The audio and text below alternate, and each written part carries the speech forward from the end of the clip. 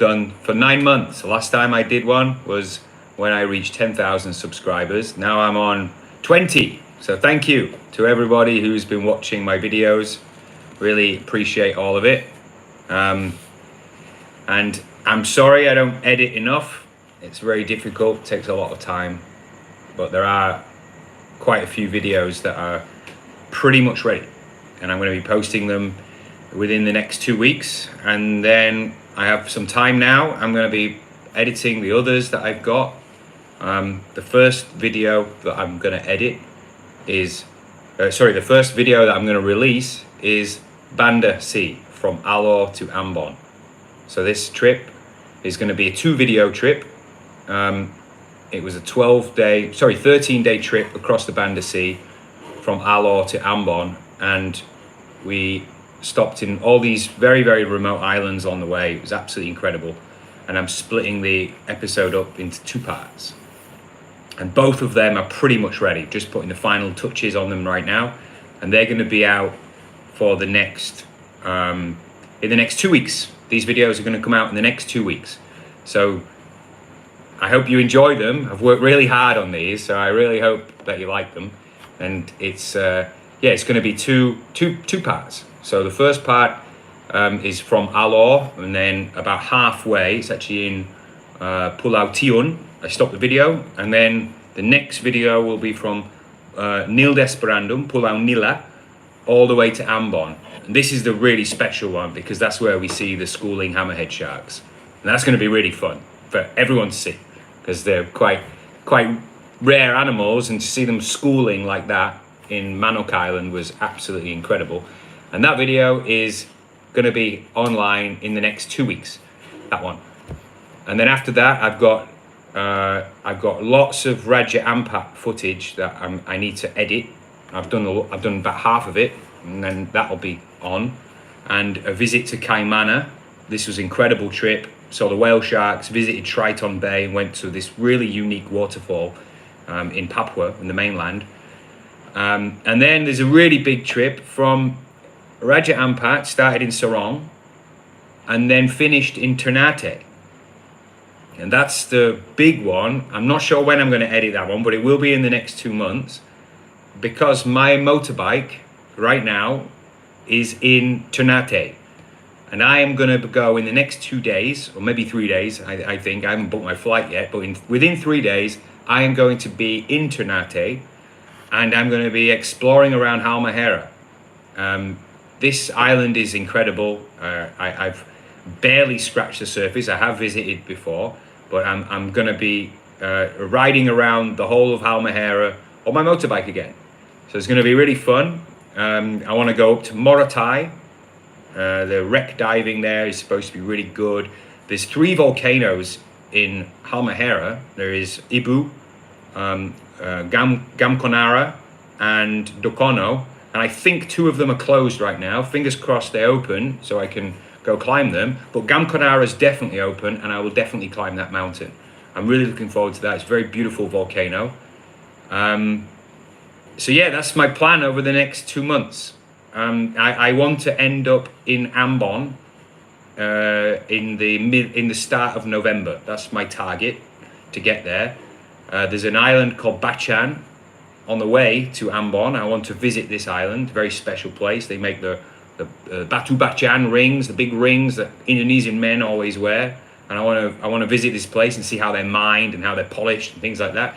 So yeah, that's the next chapter of my travels around Indonesia is going to be Maluku, starting with North Maluku, and then Ambon area, the Central Maluku, and then the South Maluku Islands, and then going across to Flores. And I'll be going all the way across those islands in Sumba, Sumbawa, Lombok, and then finishing in Bali. So that's going to be my itinerary for around 6, maybe 9 months. I'm not sure yet. Yeah, so that's basically my travels over the next year. Let's say a year. I'm going to say now a year from today. That should be the trip. I'm going to answer some questions now. I asked on Instagram. People can ask me some questions. I haven't been active on Instagram. I'm very sorry. I haven't been. Yeah, I've just had a break from social media, to be honest. Been too busy with other things, and seeing my family. And actually, this is a question I have. What is the hardest thing about being away from home and family, and how do you get over that? Well, actually, I spent over 2 years away from my family. I don't go back that often. I do try to go back every year for a couple of weeks, but this was the longest time, and it was hard. Yeah, and it was really, really nice to go back there. So for the last 6 weeks, I've been in the UK, been to see my family, and it's been amazing. So yeah, how do I deal with that? Well, I guess I just deal with it until my plans allow me, my work and my travels and things like that. How I just plan it around that. But this was a long time, and this is why I needed a break from social media, from YouTube, from everything else, and I wanted to go back and see my family. And I spent 6 weeks there, and it was 5 or 6 weeks there. It was absolutely incredible. Next one I got here, thinking of revisiting Indonesia. Thinking to revisit Indo for off the beaten track 3 weeks in November. Any recommendations? Avoiding the rainy season. Well, the rainy season is pretty much all of Indonesia, but if you go to Manado, or where I'm going in Halmahera, this northern area, they don't get their rain until a little bit later. And also Papua and Raja Ampat, that is a really good season to go, actually, is November through till sort of March. They're quite dry, they don't have much rain and no wind. It's really nice, really pleasant to go around. So yeah, I would try to go to the northern eastern areas of Indonesia during that time. Definitely avoid Bali. It's too hot in November. Rain's coming. It's not usually, it doesn't rain too heavy in November, but it's really, really hot. The wind stops. And I imagine it's the same in Java and all these other islands, Lombok and everything like that, all along this coastline. It's going to be too hot in that time of the year, and you've got a risk of some quite heavy rains as well. So yeah, head to Papua. Raja Ampat would be my recommendation if you want to go there. That's a great time to go. Really, really great time to go. Only thank you. We have been 3 weeks in Sulawesi because of you, and it was awesome. Well, that makes me feel really good. So yeah, great. You was in Sulawesi, I guess because you watched some of my videos. I was in Sulawesi for a long time. Spent a long time in front of that camera, and an even longer time in front of the lens, in front of the screen, sorry. That was, yeah. Okay. When am I going to Kalimantan? I don't know.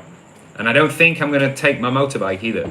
When I do go there, I don't think it's going to be with my bike.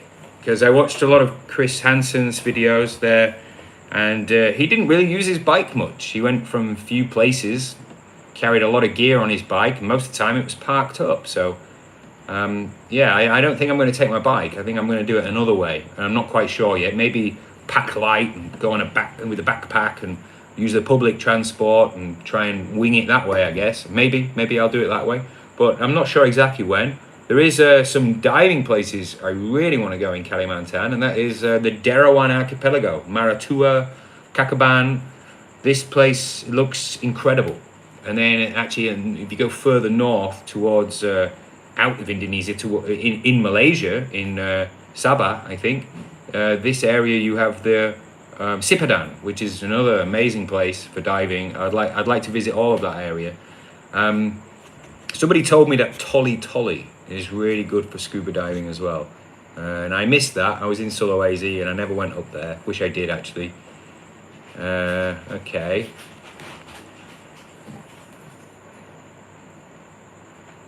Another question here. How did you prepare for your adventure in Sulawesi?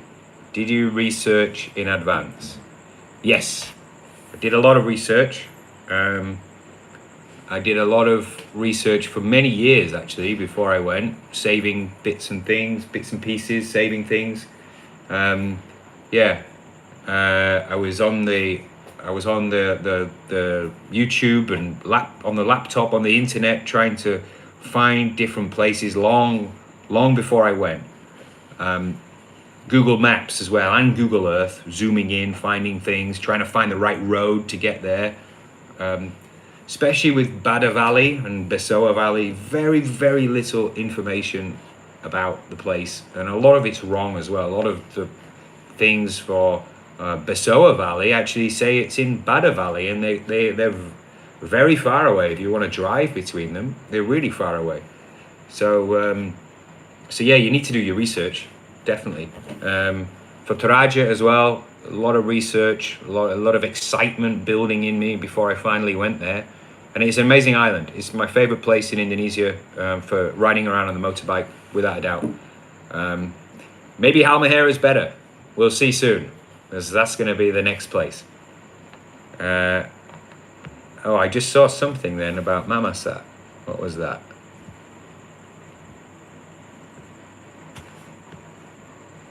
Have you ever been to Mamasa? Yes, I have. And you can see the YouTube video. Have a look in my videos. I did a whole episode on Mamasa because it was incredible. Mamasa is like the little version of Toraja, and the people are way nicer than Toraja. People are nice in Toraja, but in Mamasa it's times 10. They don't see many foreigners, don't see many visitors from other areas of Indonesia as well. But it was an incredible place, Mamasa. Really had a good time there, met some amazing people, visited some really unique places. So yeah, check that video out. How's the editing so far? Oh, it's going well. It's just hard. I really don't understand how people, you know, you can knock out a video a week. I really have no idea. The only way I can explain it is they have a team of editors and a team behind them, because there's no way you can shoot video like I do and then edit it every week. It's impossible, absolutely impossible. So I've spent probably around 200 hours on 2 videos in the last maybe 6 or 7 weeks. It's been really, really difficult. Can I speak Indonesian? Bisa, tapi saya tidak bagus sekarang. I haven't spoke Indonesian for maybe 2 or 3 months, so I'm rusty. As soon as I get back in Ternate, I will be thrown back in the deep end, and I will be I will be speaking fluent Indonesian once more. Okay, I got some more questions from Instagram. Just a second, where are they? Oh, what is my favorite dive site that I've been to in Indonesia? That's really difficult. That's really, really difficult, because I've been to lots of different areas and each one of them has a great dive spot. I think the most standout one that I've done recently is Eagle Rock in Bira, and you can watch the video in my in my channel now. It's the last video that I made. The diving there was really, really good, very underrated, I would say. But I think the best dive site I've been to, maybe I could say it in 3. Maybe I'll give you 3 in no particular order. Manuk Island, which is in the middle of the Banda Sea. It's absolutely incredible. It's where I saw the schooling hammerhead sharks. And then Magic Mountain in Misol. And then I think Black Rock in northern Raja Ampat. These are the 3 best dive sites I've done. And I can't really remember Komodo. It's been a long time since I went to Komodo. They have really good dive sites, and I'm looking forward to going back there this next year, 2025. I will be in Komodo.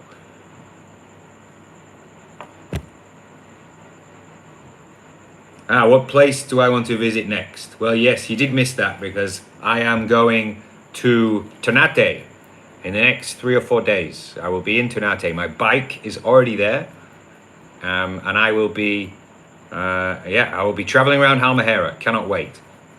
But on my YouTube channel, it won't look like that, because I will be in the Banda Sea, and then I will be in Kaimana, and then I'll be in Raja Ampat, and then finally reaching Halmahera. So I'm kind of 3 or 4 videos behind. Takes a long time to edit, sorry.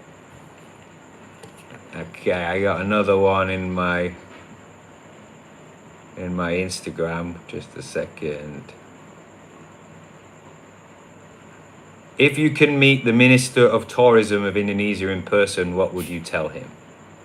Well, I would tell him to stop focusing on Bali. Stop bringing people to Bali. Stop advertising Bali. There's already enough tourists here. The place is packed. It's busy. There's so many other places in Indonesia that are equally as good as Bali and have a very unique culture as well. So yeah, I would say that. Just try to do whatever you can to stop people coming to Bali. Send them to somewhere else. Make them go somewhere else. Advertise somewhere else. Promote other areas of Indonesia, not just Bali, because it seems that that's what it is. And the traffic here, I'm in Bali right now, and the traffic here is dreadful. The island is just, it's getting destroyed. The building work is going on everywhere. Every time I open the news, there's always some collapse. There's a cliff collapse the other day because the construction work was going on. It's just a mess here in Bali at the minute. So I would say that. Do you have any tips for Tanah Toraja? Yes, get a guide. Definitely get a guide. I can recommend one. His name is August. He was very good. But there are plenty of others you could choose from there.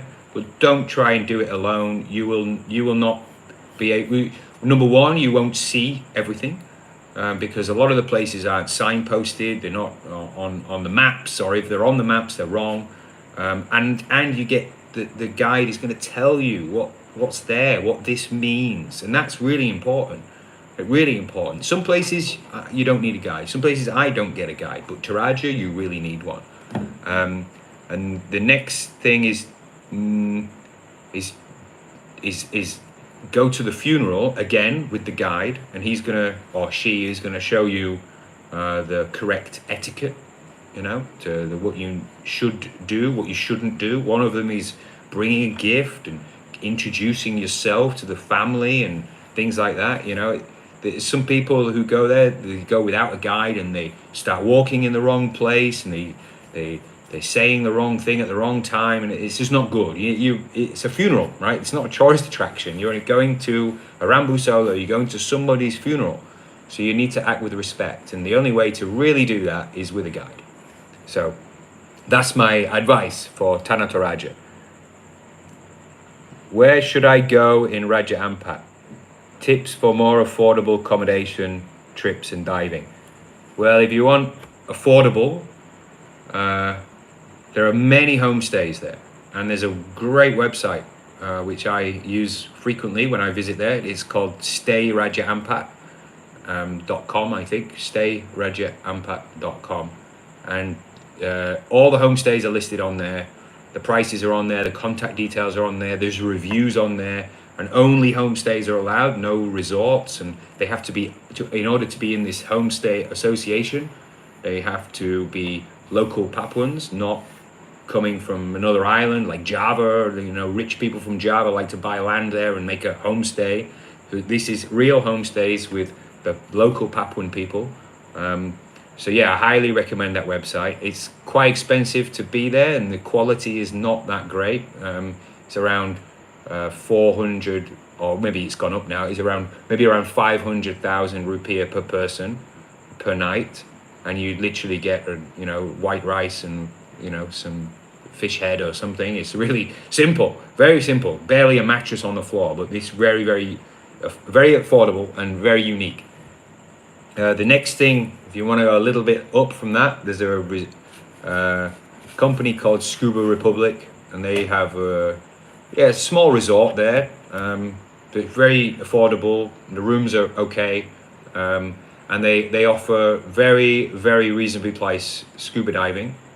They're a good company, but the quality is not going to be as good as if you're going to go to a resort, and the quality of the equipment, things like that. So you have to bear this in mind. You want to be safe when you're diving. You want to go, and you want not just that, but you want to. Safety is one thing, but you want to be able to see the correct animals at the correct time. So you need good guides, and the good guides, obviously, they charge a bit more. So they get the younger guides, and the younger guides don't really know the dive sites. So this is the thing when you're going to go with a cheaper company for scuba diving. Some of the homestays, they also offer scuba diving. Questionable whether or not they are 100% safe and have all the safety features of a dive center. You know, you have to take your own risk if you're going to go with a homestay for scuba diving, but I did, and I'm still alive. So yeah, there's lots of options there in Raja Ampat. You can do it affordably as Raja Ampat allows. You don't have to stay at a fancy resort or go on a $500 a day liveaboard, for example. Scuba Republic, they also have liveaboard boats, and they're definitely the most reasonably priced ones there. But yeah, you should check out the stayrajaampat.com, and I'm sure you're going to get fixed up there. Another recommendation I have is sharing the boat transportation. You have to do that. You have to make friends with people, write on Facebook groups, message people who you might be in Raja Ampat, and share the boats, because the boats between the accommodation is the most expensive cost of being there. The petrol there is expensive for the boats. All right, I got some more.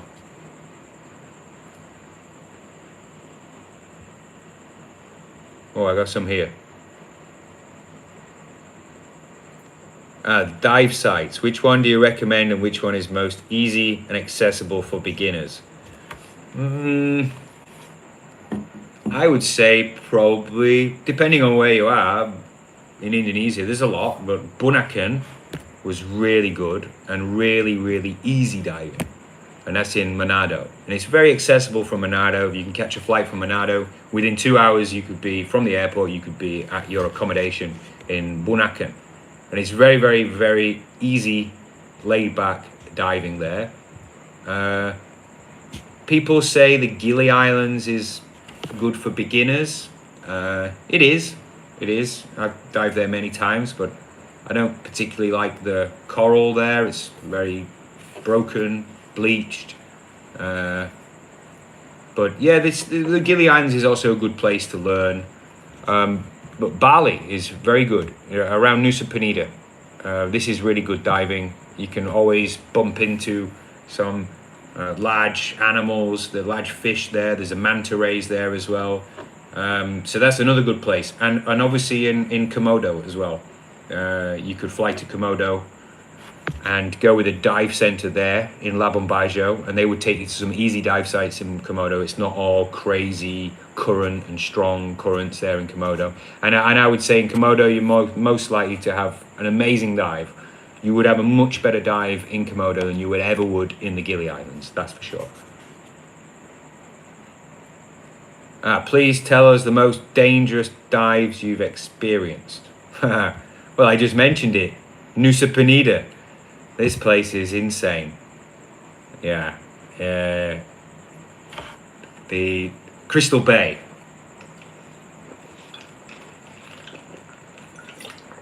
This place was really crazy. Last year, looking for the Mola Mola, and it was just a washing machine.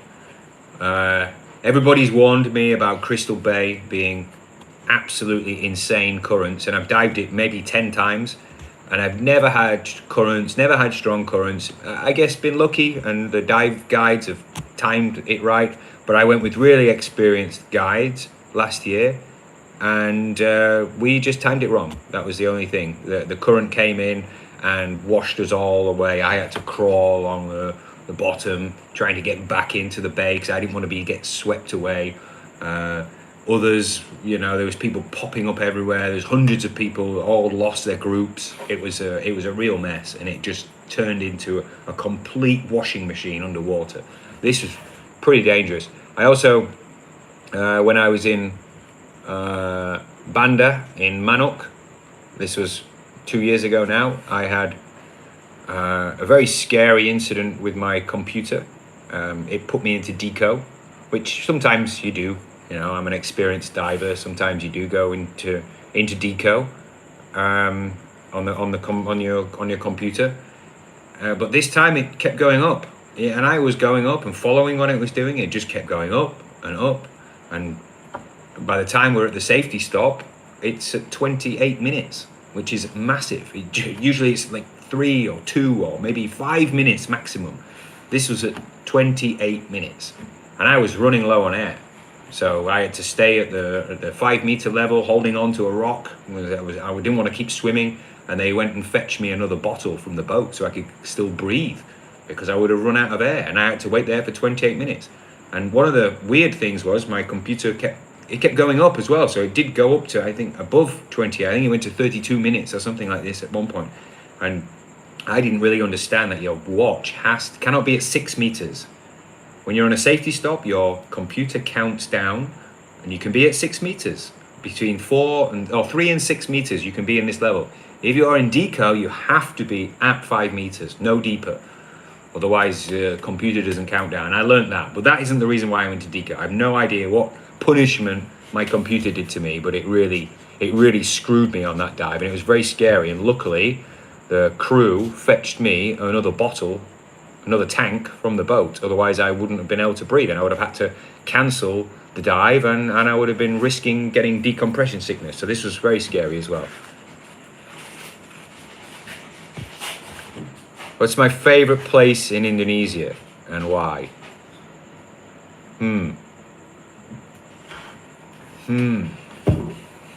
I think that, yeah, it has to be Raja Ampat.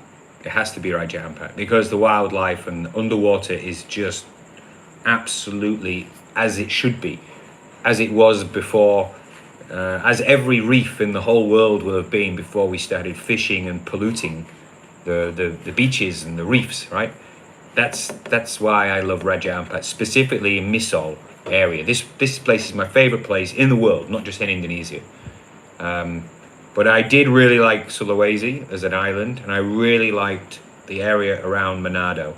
I could see myself possibly living up there one day.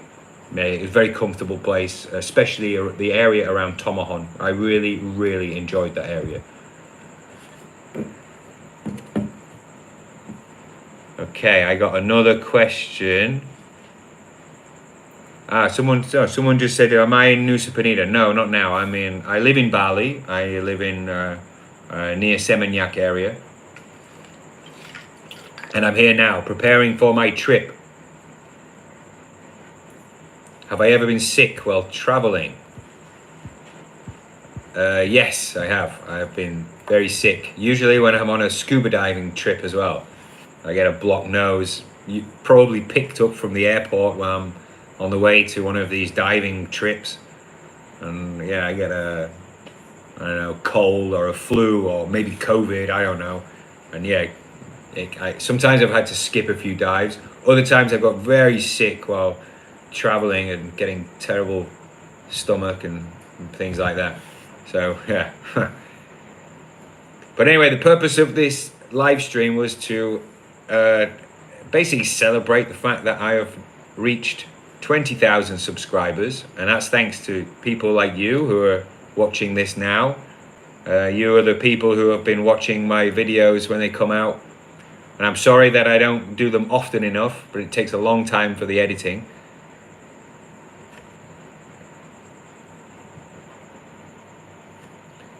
Okay, I did have another question on here somewhere. I'll just try to find it.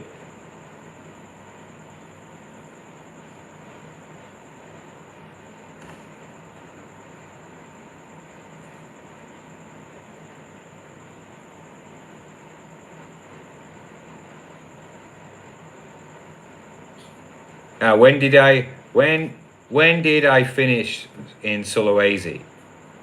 And that was around a year ago, actually. Even though the video I edited was maybe 3 or 4 months ago, I'd actually finished it nearly a year ago. I'd actually got my bike away and brought it back here in Bali, and now my bike has gone to Ternate. It got delivered there a few weeks ago, and it's there waiting for me to pick up. And that's going to be the next part of this trip. So anyway, I'm going to go now. Thank you very much for joining me on this live stream. I hope I've answered some of your questions that you had for me. And anyway, I'll wish you a very good night. Good night.